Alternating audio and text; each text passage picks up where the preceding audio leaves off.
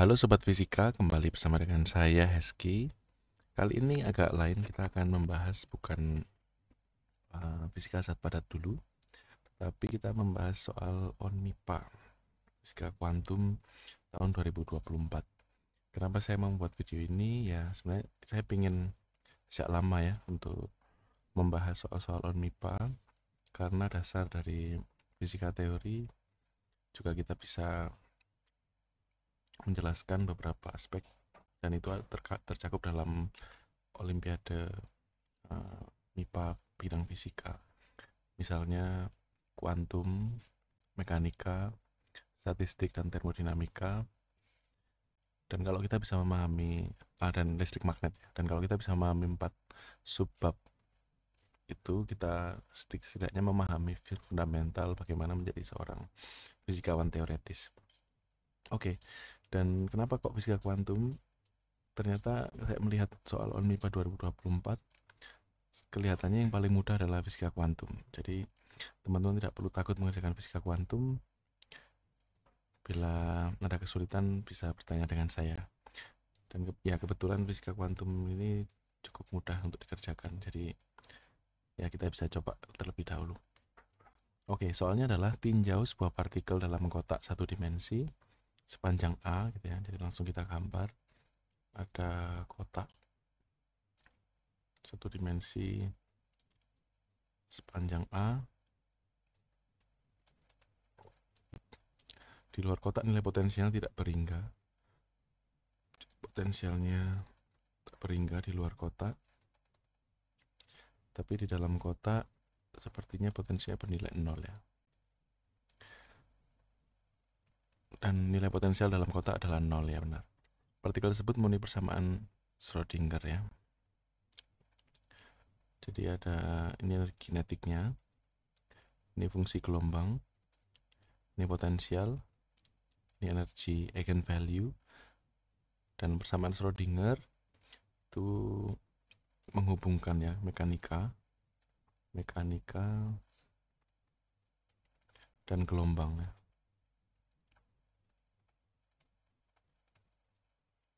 Ya sebenarnya bukan di plus, tapi secara matematika dia dikali gitu ya. Jadi dalam mekanika ada operator yang namanya Hamiltonian. Hamiltonian ini terdiri dari energi kinetik ya.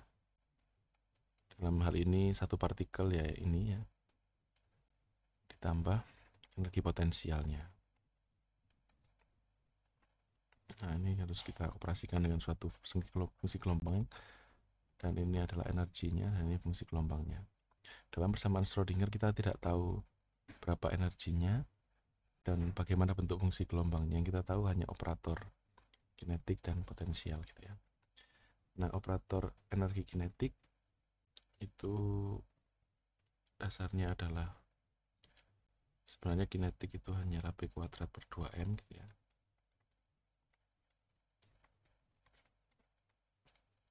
Nah kalau kita punya fungsi gelombang, misal ya kita punya fungsi gelombang ini, kita hanya sekedar mau mencari operator momentum ya, bila kalian belum familiar. Misalnya kita punya fungsi gelombang, bentuknya adalah EI P dot X per H bar ya. Sekarang kita punya fungsi gelombang seperti ini, kita ambil turunannya terhadap fungsi gelombang ini, maka IP per H bar turun EIP X per H bar ya. Dan ini tidak lain adalah fungsi gelombang yang tadi ya. Maka kita mendapatkan IP per H bar fungsi gelombang. Maka kita bisa seolah-olah menyamakan operator ini, turunan, itu sebagai IP per H bar. Jadi ini adalah persamaan yang kita sebut sebagai eigen equation. Karena kita berangkat dari psi, kita lakukan operator tertentu, kita akan menghasilkan psi yang sama dengan tambahan suatu koefisien di depan yang kita sebut sebagai eigenvalue ya. Dalam bahasa Jerman, eigen ini artinya adalah dirinya sendiri. Jadi nilai dirinya sendiri. Oke. Nah, oleh sebab itu kita bisa mendefinisikan operator momentum ya.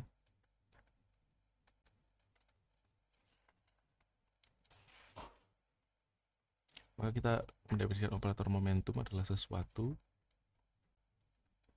yang bila kita kenakan akan menghasilkan nilai eigenvalue berupa momentum itu dengan wave function seperti ini. Nah, operator itu harus terkait dengan mungkin operator diferensial atau sesuatu gitu ya, yang menempel pada fungsi gelombang. Nah, kalau kita kalikan persamaan ini ya, kita kalikan dengan H bar per I gitu ya. Supaya ruas kanan menjadi P saja, maka kita mendefinisikan operator momentum adalah H bar per I do X psi itu sama dengan momentum psi gitu ya.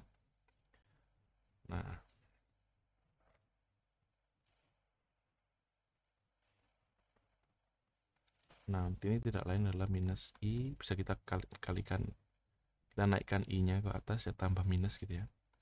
H bar do X psi gitu ya. Ini sama dengan P psi.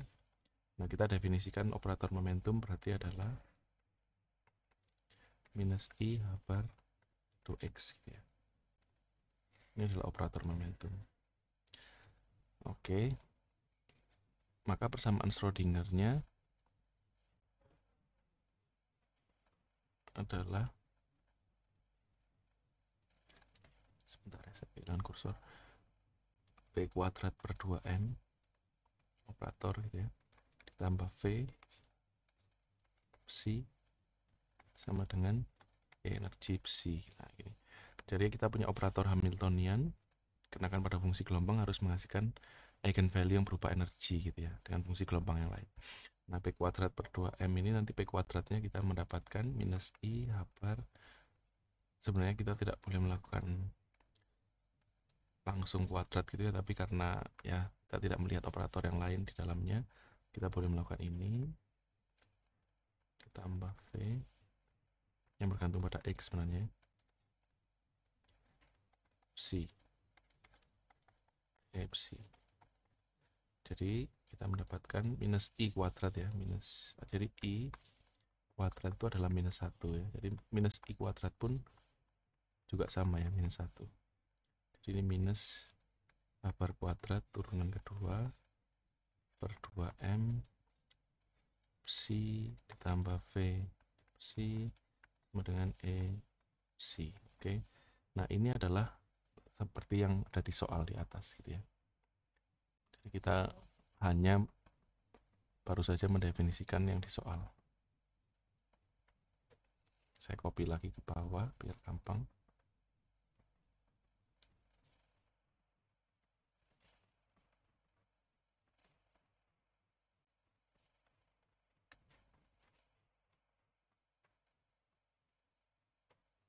Oke.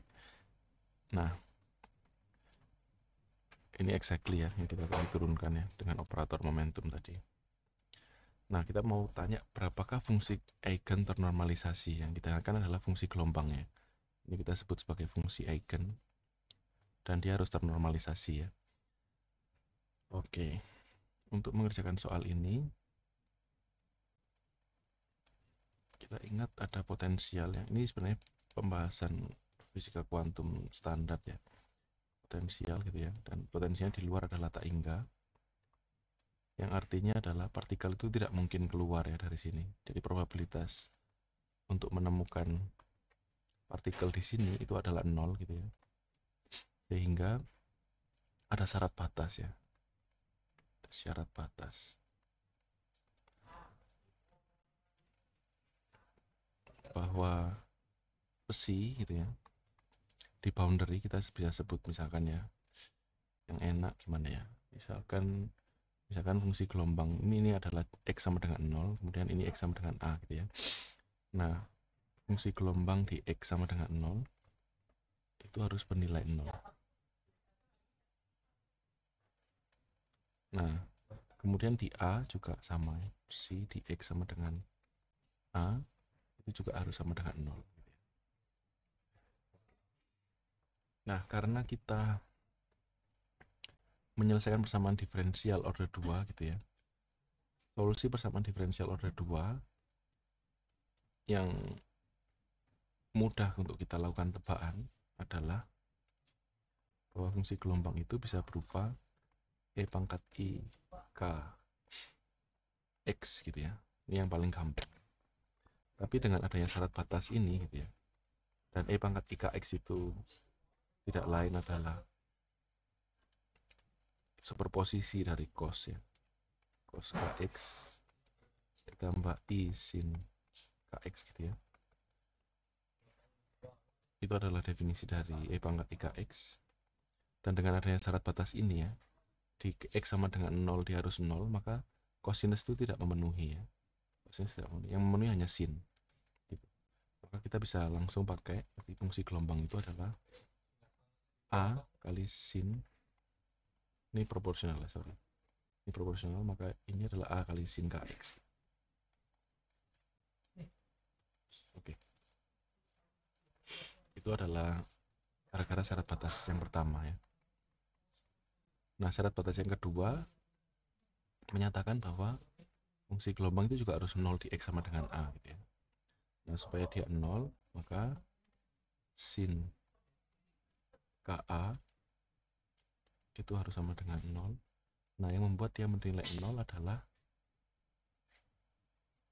berarti KA haruslah sin 0 itu dipenuhi oleh ketika dia berapa derajat. Ketika dia 0 derajat, 180 derajat, dan seterusnya ya. Atau dalam radian kita menulisnya sebagai 0, pi, 2pi, dan seterusnya gitu ya. Jadi dia harus bernilai N kali pi gitu ya. Maka tidak lain nilai K-nya haruslah kelipatan bulat dari KA haruslah kelipatan bulat dari K adalah kelipatan bulat dari NP per A. Ini adalah yang kita dapat. Oke. Nah, karena potensial di sini sama dengan 0 gitu ya. Potensial sama dengan 0 di tengah-tengah, maka kita dapat menuliskan kembali persamaan Schrödinger-nya menjadi minus h bar kuadrat per 2n turunannya 2 per 2x kuadrat fungsi gelombang. Sorry, ini kurang kuadrat. Nah, V-nya sama dengan 0, kita hanya cek di dalam kotak saja ya. Psi. Oke. Nah, sekarang pertanyaan pertama adalah fungsi eigen ternormalisasi dari partikel. Kalau kita menginginkan bahwa fungsi gelombangnya ternormalisasi gitu ya, maka kita kalikan fungsi gelombang itu dengan dirinya sendiri, kemudian kita integralkan seluruh space-nya gitu ya. Ini dx. Gitu. Nah, kita punya integral dari 0 sampai tak hingga ya, dari minus tak hingga sampai tak hingga, karena tapi kita tahu fungsi gelombang itu hanya didefinisikan dalam kotak, maka kita cukup mengintegralkannya dari 0 sampai A aja. Itu harus sama dengan 1 ya. Nah, kita masukkan ke sini integral 0 sampai A dx dari A sin kx gitu ya. Nah, karena dia konjugatnya ini dan ini fungsi real, maka kita hanya kuadratkan aja, tidak ada kompleksnya. Jadi ini A kuadrat sin kuadrat kx sama dengan 1. Oke, dan hasil integral untuk sin kuadrat kx gitu ya, itu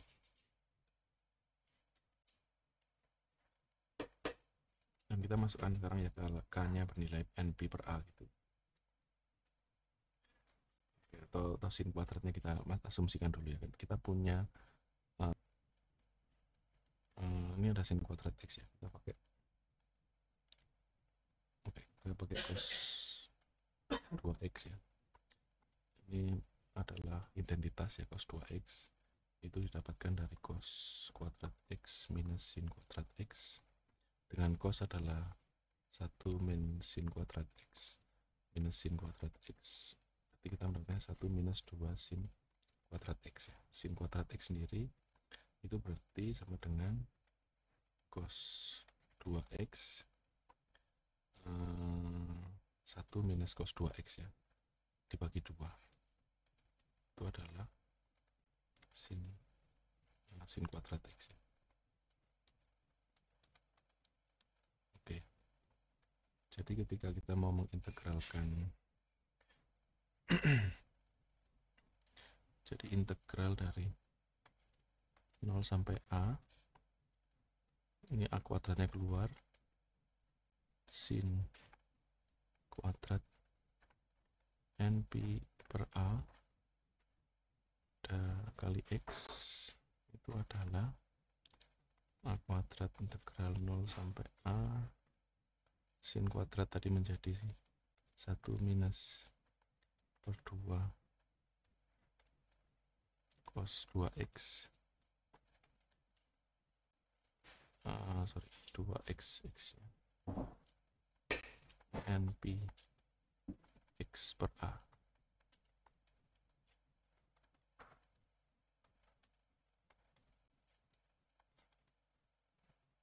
dx ya. Ini sama dengan 0 gitu ya. Nah, fungsi yang tidak kuadratik, fungsi trigonometri yang tidak kuadratik, atau kita cek dulu ya, fungsi ini punya periode berapa. Jadi dia pasti punya periode A ya. Kalau kita cek di X sama dengan A, dia bernilai cos 2N Pi ya, karena ini A per A, ini coret ya, maka dia bernilai 0 ya. Jadi dia itu punya periode, untuk cosnya ya, yang benar itu ya. Jadi di 0 cos 0 ya, cos 0 dia bernilai 0, kemudian di A di cos 0 dia bernilai 1, kemudian di A dia bernilai minus 1. Dia kelipatan ini ya.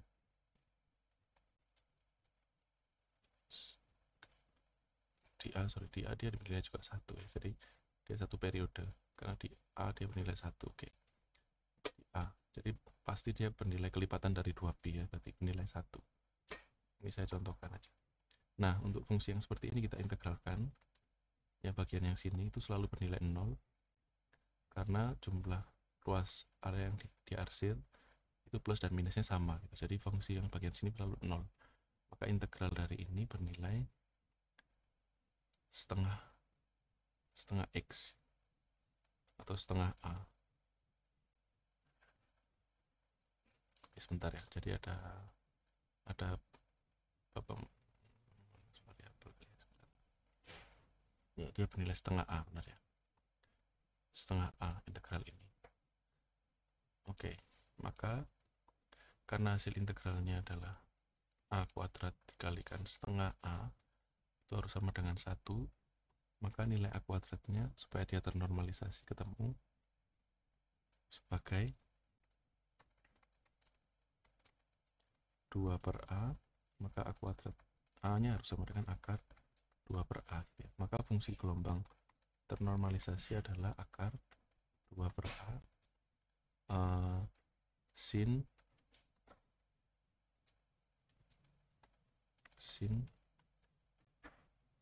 Pi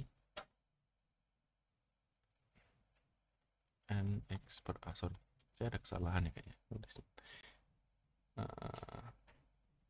Oh ya, kayaknya NP per A ya. Kok saya menulis 2pi per A? Oh ya, tadi karena 2 kali ya, benar, nggak ada salah ya. Oke, sip. Ya. Jadi ini adalah fungsi gelombang ternormalisasinya.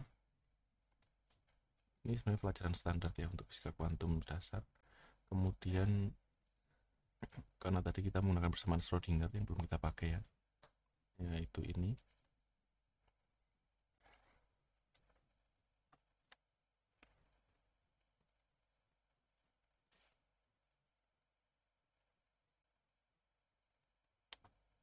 Oke.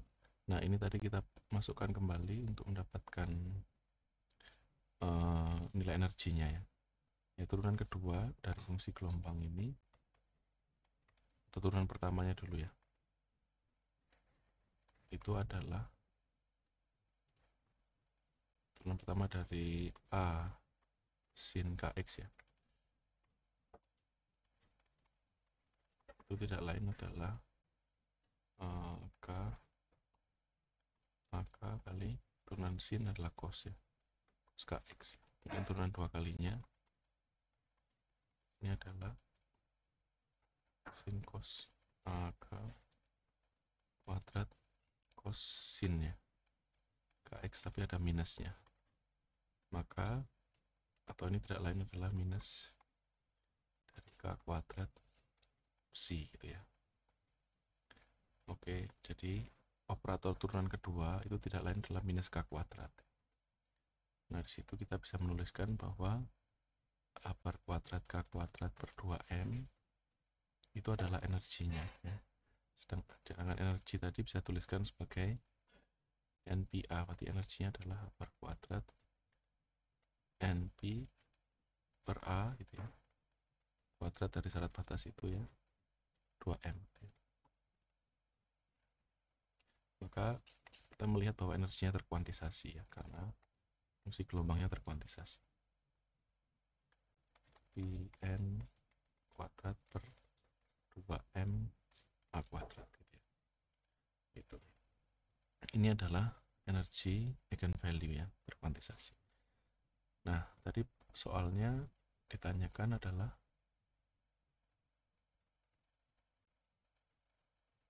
nilai partikel ya, energi partikel di N sama dengan 2 yang ditanyakan berapa gitu ya.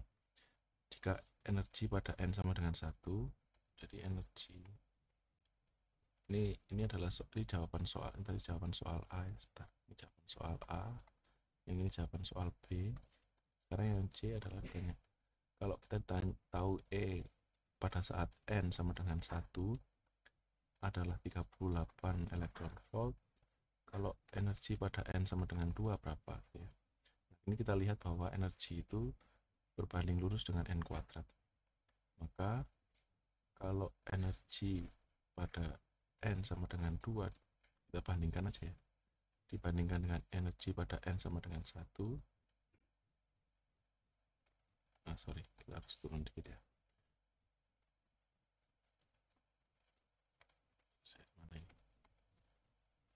N sama dengan 1 itu sama dengan N2 kuadrat dibagi N1 kuadrat.